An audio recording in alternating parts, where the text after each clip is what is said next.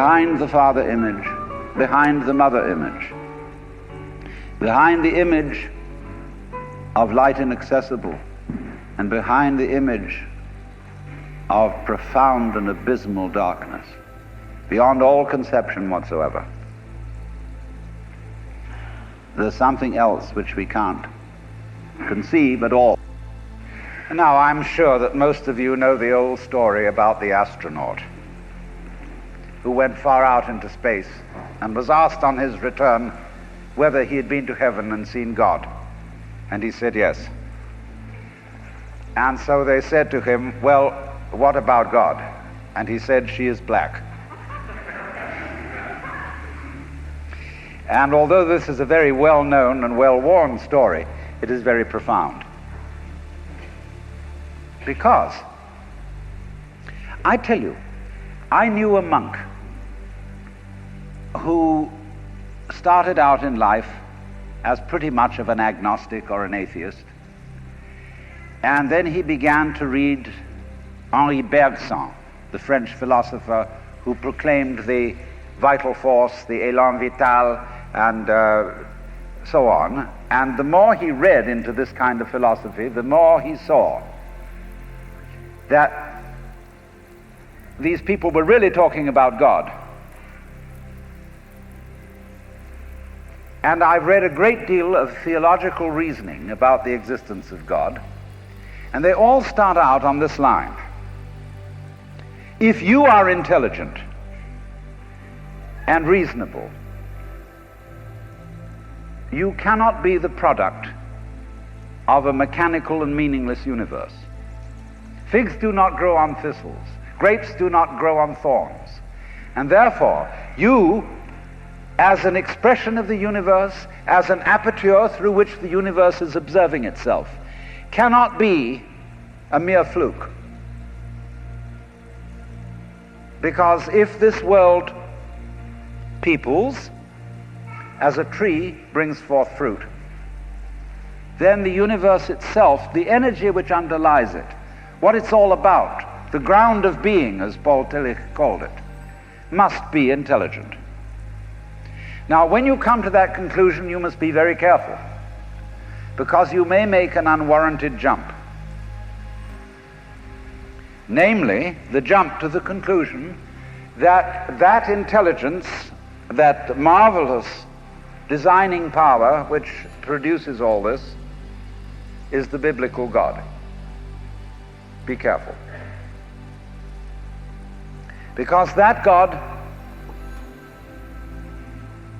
contrary to his own commandments, is fashioned in the graven image of a paternal, authoritarian, beneficent tyrant of the ancient Near East.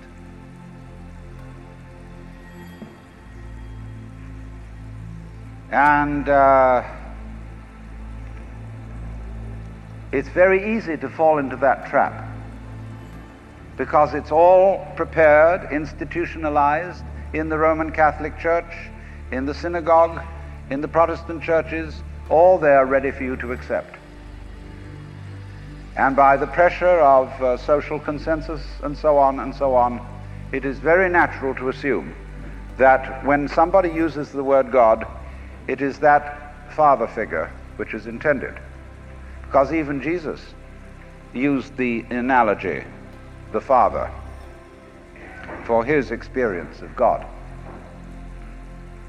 He had to. There was no other one available to him in his culture. But nowadays, we are in rebellion against the image of the authoritarian father. Especially this should happen in the United States, where it happens that we are a republic and not a monarchy. And if you, as a loyal citizen of this country, think that a republic is the best form of government, you can hardly believe that the universe is a monarchy. But to reject the paternalistic image of God as an idol is not necessarily to be an atheist. although I have advocated something called atheism in the name of God. That is to say,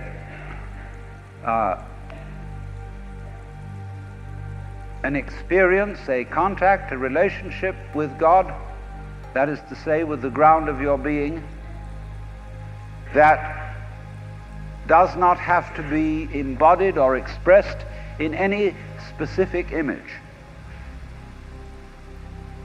Now, theologians on the whole don't like that idea, because I find in my discourse with them that they want to be a little bit hard-nosed about the nature of God. They want to say that God has indeed a very specific nature. Ethical monotheism means that the governing power of this universe has some extremely definite opinions and rules to which our minds and acts must be conformed. And if you don't watch out, you'll go against the fundamental grain of the universe and be punished in some way. Old-fashionedly, you will burn in the fires of hell forever. More modern-fashionedly, you will fail to be an authentic person. It's another way of talking about it. But there is this feeling, you see, that there is authority behind the world, and it's not you. It's something else. Like we say, that's something else that's far out. And therefore, this Jewish, Christian, and indeed Muslim approach makes a lot of people feel rather strange, estranged from the root and ground of being.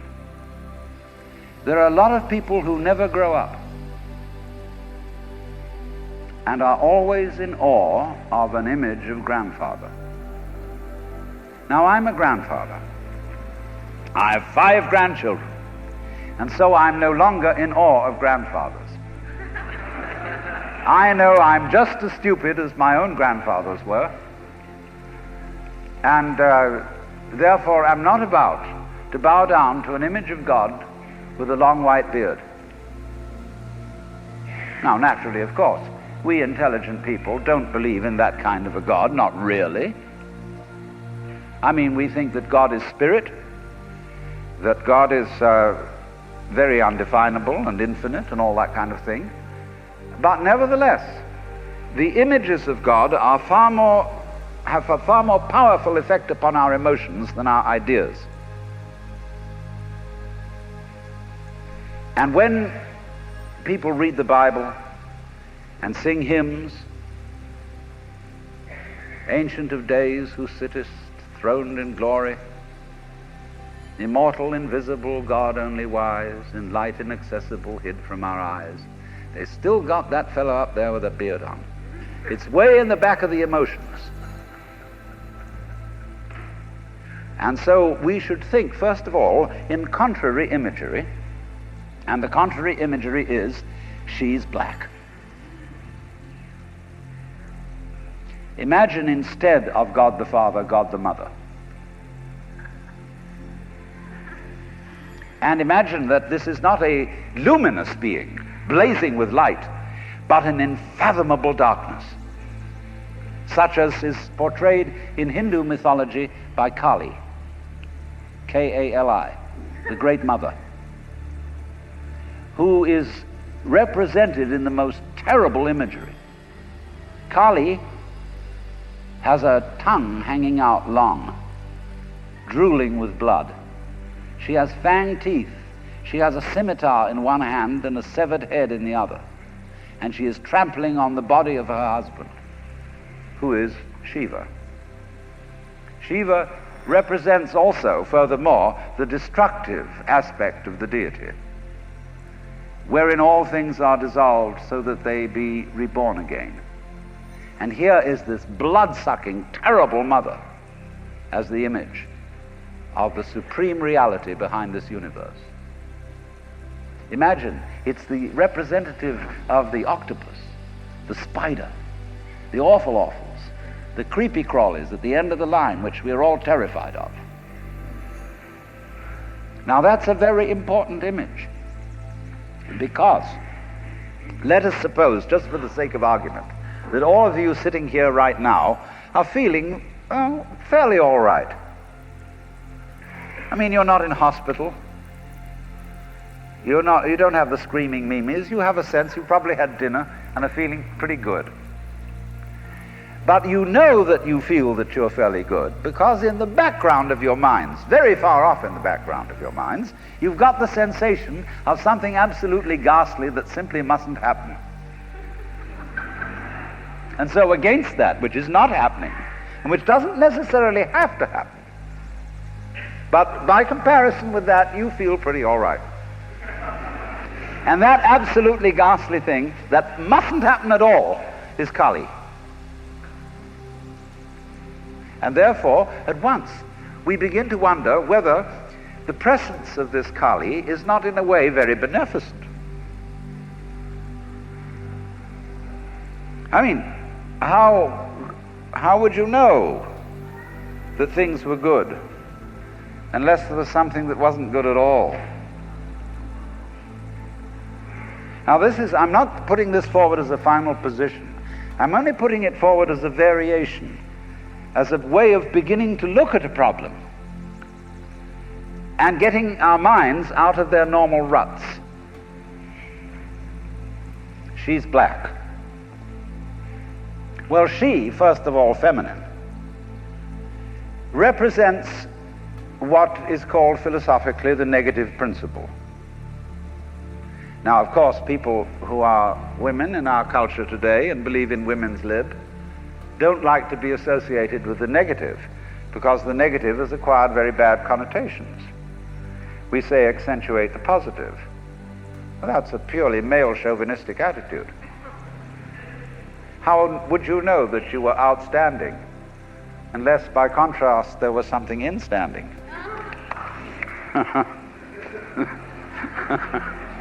You cannot appreciate the convex without the concave. You cannot appreciate the firm without the yielding. And therefore, the so-called negativity of the feminine principle is obviously life-giving and very important. But we live in a culture which doesn't notice it. You see a painting, a drawing of a bird, and you don't notice the white paper underneath it. You see a printed book, and you think that what is important is the printing, and the page doesn't matter. And yet, if you reconsider the whole thing, how could there be visible printing without the page underlying it? What is called substance, that which stands underneath, underneath, stands. To be substantial is to be underlying, to be the support, to be the foundation of the world. And of course, this is the great function of the feminine, to be the substance.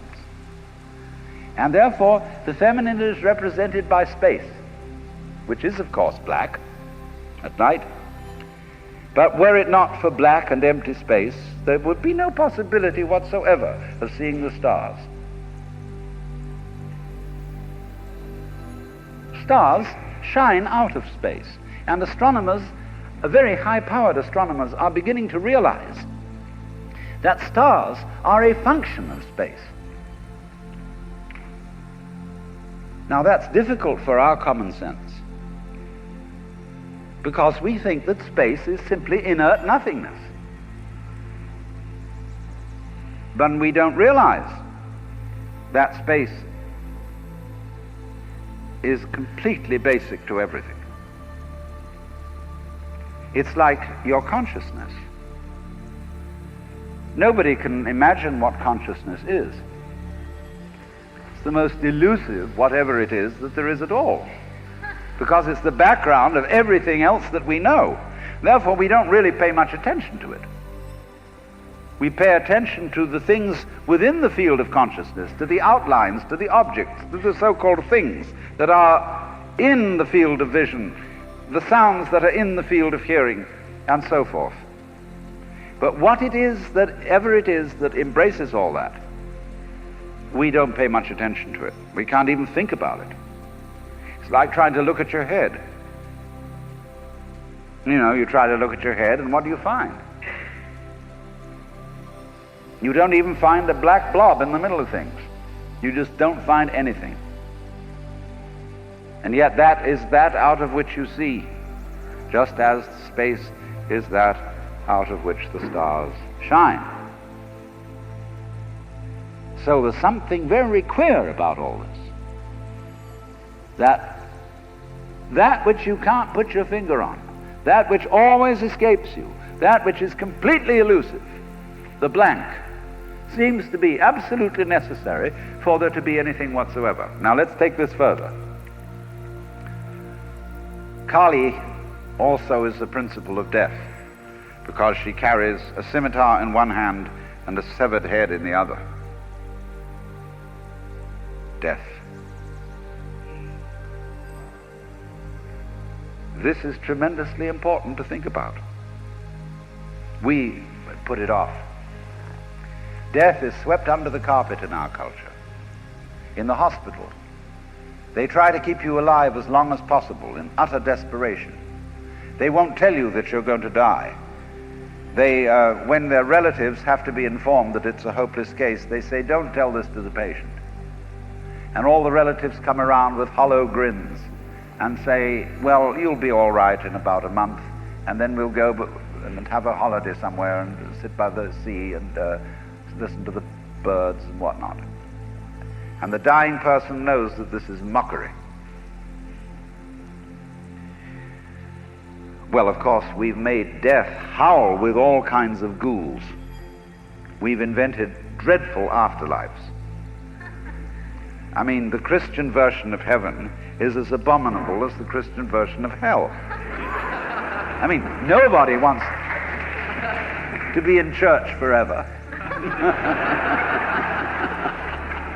Children are absolutely horrified when they hear these hymns which say, prostrate before thy throne to lie and gaze on thee. They can't imagine what this imagery means. I mean, in a very subtle theological way, I could wangle that statement around to make it extremely profound. I mean, to be prostrate at once and to gaze on the other hand, see, is a coincidentia oppositorum, a coincidence of opposites, which is very, very deep. But to a child, it is a crick in the neck. And that's the sort of imagery we're brought up with. So the idea of what might happen after death, well, you're going to be faced with your judge, the one who knows all about you. This is Big Papa, who knows you were a naughty boy and a very naughty girl, especially girl, from the beginning of things. He's going to look right through to the core of your inauthentic existence. And what kind of heebie-jeebies may come up. Or you may believe in reincarnation, and you think that your next life will be the rewards and the punishments for what you've done in this life. And you know you got away with murder in this life. And the most awful things are going to happen next time around. So you look upon death as a catastrophe. Then there are other people who say, well, when you're dead, you're dead. Just nothing going to happen at all. So what you got to worry about? Well, we don't quite like that idea, because it spooks us. You know, what's it be like to die? To go to sleep and never wake up? Well, a lot of things it's not going to be like. It's not going to be like being buried alive. It's not going to be like being in the darkness forever. I tell you what, it's going to be like as if you never had existed at all. Not only you, but everything else as well. That just there was never anything, and there's no one to regret it. And there's no problem. Well, think about that for a while. It's kind of a weird feeling you get when you really think about that. You really imagine it. Just to stop altogether. And you can't even call it stop, because you can't have stop without start. And there wasn't any start. There's just no thing. Well, then when you come to think of it, that's the way it was before you were born. I mean, if you go back in memory as far as you can go, you get to the same place as you go forward in your anticipation of the future as to what it's going to be like to be dead. Then you get these funny ideas that this blankness is the necessary counterpart of what we call being. Now, we all think we're alive, don't we? I mean, we're really here, that there is something called existence. You know, the existentialists, Dasein, thrownness, you know, here we are. But how could you be experiencing that as a reality unless you had once been dead? What gives us any ghost of a notion that we're here, except by contrast with the fact that we once weren't? And later on won't we? But this thing is a cycle, like positive and negative poles in electricity. So this then is the value of the symbolism of she is black. She, the womb principle, the receptive, the instanding, the void, and the dark. And so that is to come into the presence of the God who has no image. Behind the Father image, behind the Mother image, behind the image of light inaccessible, and behind the image of profound and abysmal darkness, there's something else which we can't conceive at all.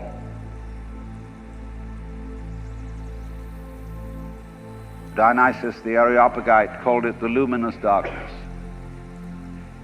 Nagarjuna called it shunyata, the void. Shankara called it Brahman, that which can only, of which nothing at all can be said. Neti neti, beyond all conception whatsoever. And you see, that is not atheism in the formal sense of the word. This is a profoundly religious attitude, because what it corresponds to practically is an attitude to life of total trust, of letting go. When we form images of God, they are all really exhibitions of our lack of faith, something to hold on to, something to grasp. How firm a foundation, what lies underneath us, the rock of ages, or whatever, ein feste Burg. But when we don't grasp, we have the attitude of faith. If you let go of all the idols, you will of course discover that what this unknown is, which is the foundation of the universe, is precisely you. It's not the you think you are. No, it's not your opinion of yourself. It's not your idea or image of yourself.